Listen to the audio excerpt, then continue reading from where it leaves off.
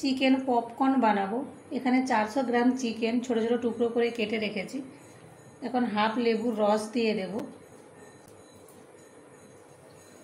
পরিমাণ মতো নুন, 1 চিমটি হলুদ গুঁড়ো, হাফ চা চামচ জিরে গুঁড়ো, 1 চা চামচ লঙ্কার গুঁড়ো, 1 চা চামচের 3 ভাগের 1 ভাগ গরম মশলার গুঁড়ো, 1 চা চামচের 3 ভাগের 1 ভাগ গোলমরিচ গুঁড়ো, হাফ চা চামচ সয়া সস, 1 চা চামচ টমেটো সস, 1 টেবিল চামচ আদা রসুন বাটা।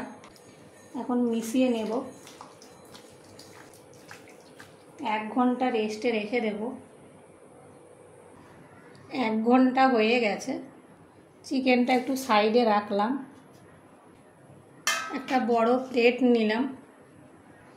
প্লেটের মধ্যে বেশ কিছুটা ময়দা নিয়ে নেব।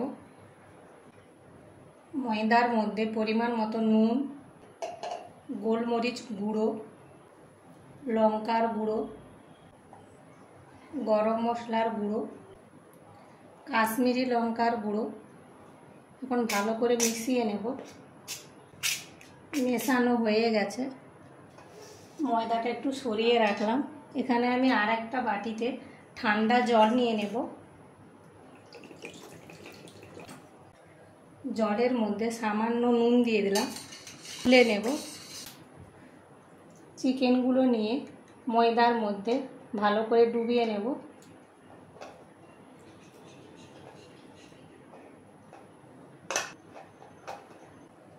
আমি একটা ছাঁকুনি নিয়েছি, ছাঁকুনির মধ্যে চিকেনগুলো নিয়ে নেব।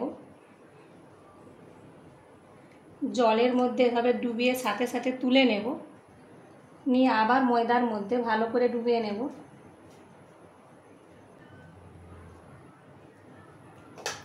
এইভাবেই সবগুলো তৈরি করে নেব। ভাজার জন্য কড়াইয়ের মধ্যে তেল দিয়ে দিলাম। চিকেনগুলো দিয়ে দেব।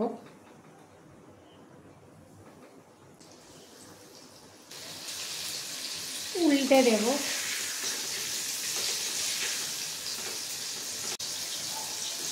আবারও উল্টে দেব। এইভাবেই উল্টে পাল্টে ভেজে নেব। ভাজা হয়ে গেছে, তুলে নেব। একইভাবে বাকিগুলোও ভেজে নেব।